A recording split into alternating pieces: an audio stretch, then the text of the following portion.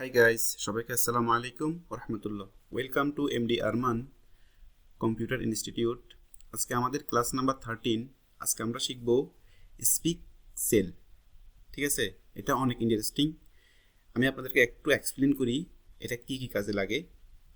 এটা ধরেন আপনি কিছু প্যারাগ্রাফ লিখছেন, ঠিক আছে, অথবা কোনো কিছু ওয়ার্ড আপনি লিখছেন এখানে, ঠিক আছে।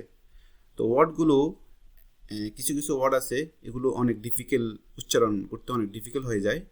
তো সেক্ষেত্রে আপনি কি করতে পারেন, স্পিক সেলটা ইউজ করতে পারেন, ঠিক আছে। তো ওইটা কীভাবে করব, দেখেন এখানে আমরা কি লিখছি, স্পিক সেল বাই রোজ, তার মানেই রো কথা বলবে, কলমেও কথা বলবে। Speak cell on enter, stop speaking cell, ঠিক আছে।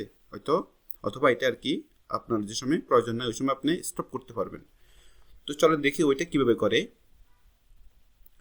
ওইটা করার জন্য আমাদেরকে এই অপশনগুলো আসলে এখানে নাই। এখন আমরা যখন এক্সেল ইউজ করি নর্মালি, এগুলো কিন্তু এই অপশনগুলো এখানে থাকে না, ঠিক আছে। এটা যার প্রয়োজন সে শুধু এগুলো ক্রিয়েট করে। তো এখন আমাদের লাগবে ফর এক্সাম্পল আমরা ক্রিয়েট করব, ঠিক আছে। তো কীভাবে করব চলেন দেখি। আমাদেরকে চলে যেতে হবে ফাইলে ক্লিক করার পরে অপশনস, তারপরে হলো যে কুইক অ্যাক্সেস টুলবার, এখানে আমরা ক্লিক করলাম, ঠিক আছে। ক্লিক করার পরে পপুলার কমেন্টস আমরা এখানে ক্লিক করলাম, তারপরে অল কমেন্টস এখানে ক্লিক করলাম। এখানে ক্লিক করার পরে আমাদেরকে চলে যেতে হবে এস সিরিয়ালে, ঠিক আছে। এস সিরিয়ালে আমরা চলে যেতে হবে, কেননা স্পিক, আমরা এস সিরিয়ালে চলে যেতেছি। এস ওকে, আমরা চাইতেছি এটা স্পিক সেল। এখানে আমরা ক্লিক করে অ্যাড করতেছি। এখানে যে অপশনগুলো আছে সেভ, আনডু, রেডু, এগুলো অলরেডি এখানে আছে। এগুলো 1 2 3 সেভ, আনডু, রেডু, ঠিক আছে, এগুলো অলরেডি এখানে আছে। তার মানে এই অপশনগুলো এখানে নাই, এখন এগুলো ওইখানে অ্যাড হয়ে যাবে। তো দেখি আমরা কিভাবে অ্যাড করি এগুলো। ওকে, অ্যাড অ্যাড অ্যাড অ্যাড, অথবা আমরা কি করলাম, রো, কলম, ইন্টার, তারপরে হলো যে স্টপ, আরেকটা হবে, সরি এটা হবে না, এটা লাগবে না, রিমুভ। এখানে কয়টা হইলো এখন,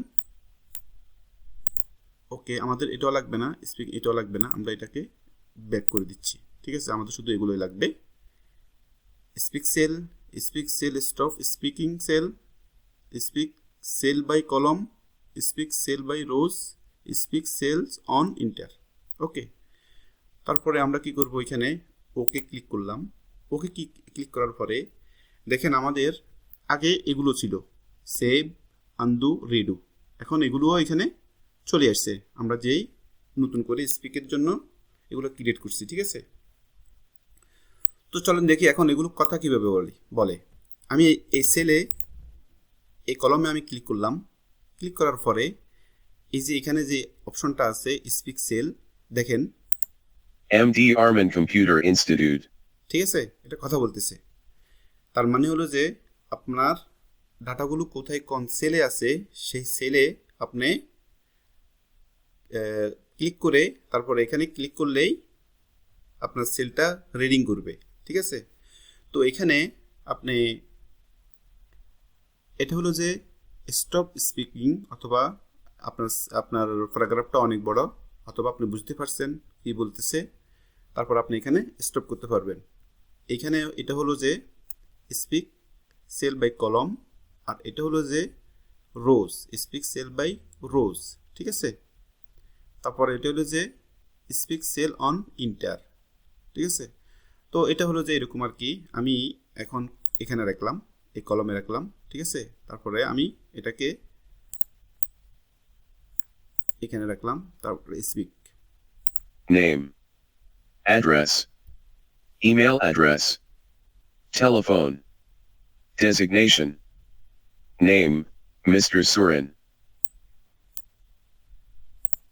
তো ঠিক আছে, এভাবে করে আপনার সেলগুলো অথবা আপনার প্যারাগ্রাফগুলো আপনি রিডিং করাতে পারবেন, স্পিক করাতে পারবেন। তো সেটা আপনার জন্য আপনার বুঝতেও আপনার অনেক হেল্পফুল হবে বুঝতে, ঠিক আছে?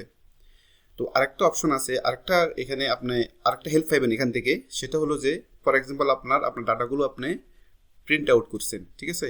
করার পরে আপনি পড়তে পারতেছেন না, না হয় আপনার এই ওয়ার্ডটা অনেক অনেক কঠিন, তো যাই হোক না কেন, তো আপনি এখানে টিক মার্ক করতে পারেন, ঠিক আছে? আপনার ওয়ার্ড ফাইলের উপরে টিক মার্কটা করতে পারেন এভাবে। তো আশা করি এই ভিডিওগুলো অনেক হেল্পফুল হবে আপনাদের জন্য, ঠিক আছে? প্লিজ শেয়ার করবেন, লাইক করবেন, কমেন্ট করবেন। তো আশা করি বুঝতে পারছেন আজকের সাবজেক্টটা।